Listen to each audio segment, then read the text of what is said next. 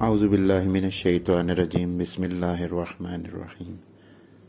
ماہ ذی الحجہ کے آخری دن کی نماز، اس کے پڑھنے سے شیطان چیخ و پکار کرے گا، فریاد کرے گا کہ سارے سال کی محنت ضائع ہو گئی۔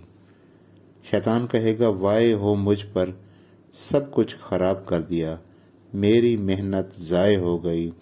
اور جو سال گزرا ہے اس شخص کے لیے گواہی دیتا ہے کہ اس کا سال نیکیوں میں گزرا ہے۔ اس شخص نے اپنا پورا سال خیر و سلامتی سے گزارا ہے۔ 2 رکعت نماز ہے۔